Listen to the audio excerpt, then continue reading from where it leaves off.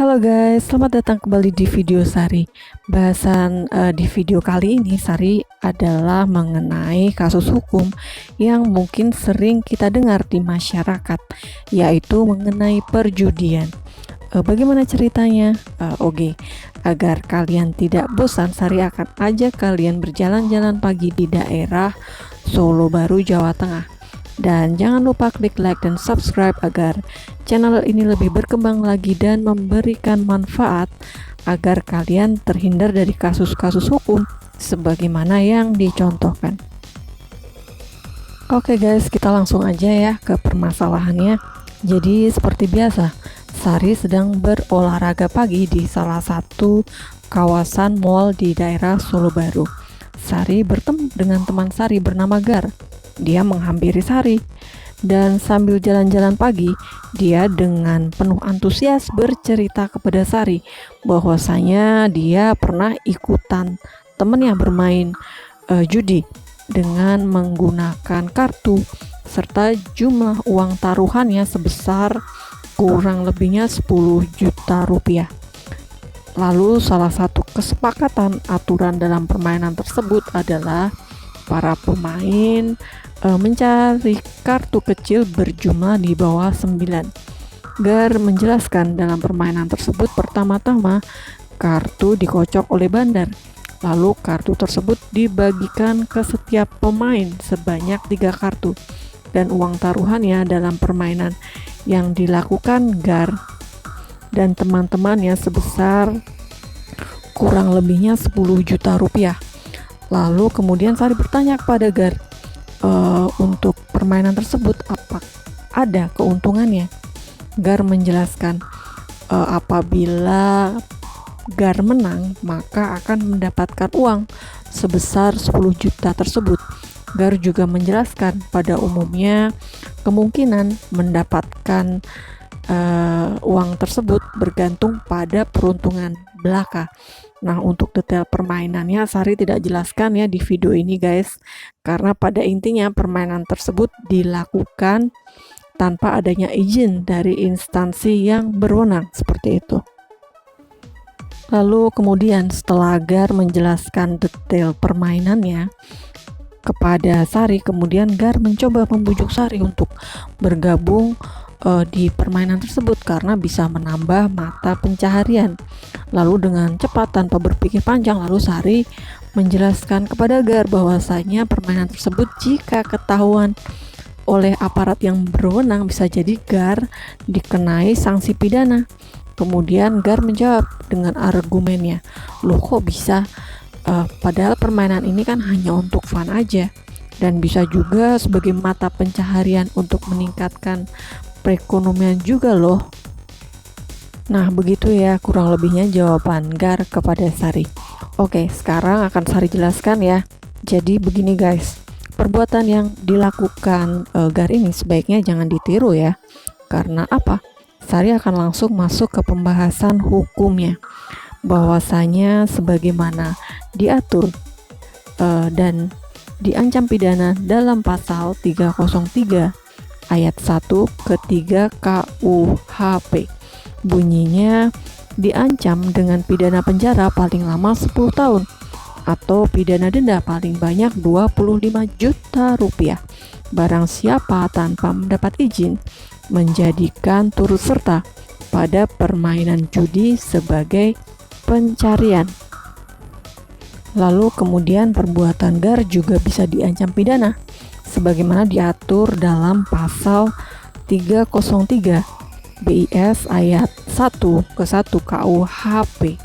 Bunyinya diancam dengan pidana penjara paling lama 4 tahun atau pidana denda paling banyak 10 juta rupiah barang siapa ikut serta main judi di jalan umum atau di pinggir jalan atau di tempat yang dapat dikunjungi umum, kecuali kalau ada izin dari penguasa yang berwenang yang telah memberi izin untuk mengadakan perjudian itu.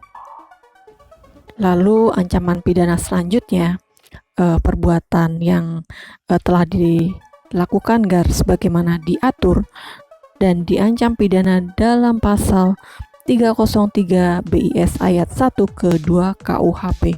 Di situ bunyinya diancam dengan pidana penjara paling lama 4 tahun atau pidana denda paling banyak 10 juta rupiah.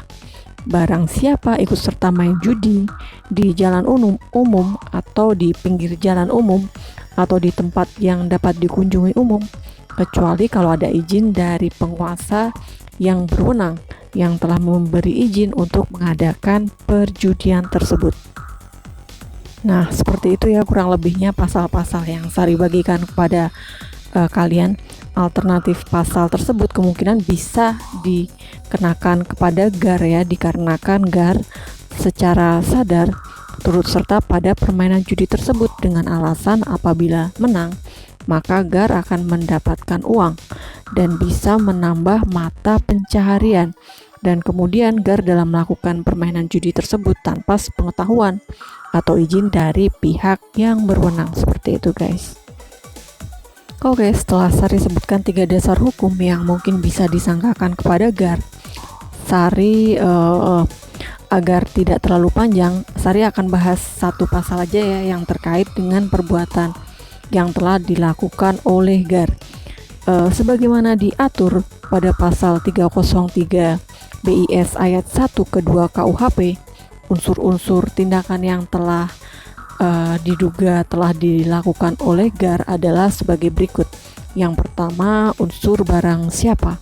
Yang kedua, unsur ikut serta main judi di jalan umum atau di pinggir jalan umum atau di tempat yang dapat dikunjungi umum, kecuali kalau ada izin dari penguasa yang berwenang yang telah memberi izin untuk mengadakan perjudian tersebut. Nah, begitu ya unsur-unsur pidananya. Kemudian untuk unsur barang siapa ini jelas ya guys, bahwasanya GAR adalah pelakunya yang mampu bertanggung jawab secara penuh di hadapan hukum. Kemudian untuk unsur kedua yaitu turut serta main judi di jalan umum atau di pinggir jalan umum atau di tempat yang dapat dikunjungi umum, kecuali kalau ada izin dari penguasa yang berwenang yang telah memberi izin untuk mengadakan perjudian tersebut. Nah, dari unsur-unsur pidana yang telah Sari jelaskan, jika dikaitkan pada contoh fakta bahwasanya benar GAR bersama dengan teman-temannya dalam melakukan permainan judi dengan kartu, ditentukan kemenangannya dengan kepemilikan kartu yang memiliki nilai tertinggi. Oleh karena itu, pada pemain mengharapkan untuk mendapatkan kartu dengan nilai tertinggi sehingga mereka dapat mendapatkan keuntungan seperti itu. Kemudian tempat kejadian perkara GAR dan teman-temannya melakukan judi kartu tersebut adalah di tempat umum yang dapat dikunjungi oleh masyarakat umum. Lalu fakta selanjutnya adalah GAR bekerja sebagai wira swasta dan biasanya bermain judi apabila telah mendapatkan keuntungan dari usahanya. Kemudian dia bermain menggunakan keuntungan itu bersama dengan teman-temannya, sehingga judi bukan merupakan bentuk pencaharian utama GAR. Kemudian fakta selanjutnya, GAR dalam melakukan judi dengan menggunakan kartu ini bersama dengan teman-temannya tidak mendapat atau tidak memiliki izin dari instansi setempat. Seperti itu guys. Kemudian sebagaimana dasar hukum dan dikaitkan dengan fakta-fakta, maka unsur turut serta main judi di jalan umum atau di pinggir jalan umum atau di tempat yang dapat dikunjungi umum tanpa adanya izin dari penguasa yang berwenang bisa dikatakan telah terpenuhi dan terbukti ya. Dan akhirnya jangan lupa klik like dan subscribe agar channel ini lebih berkembang lagi dan memberikan manfaat untuk kalian. Sampai ketemu lagi di kasus hukum Sari selanjutnya ya. See ya.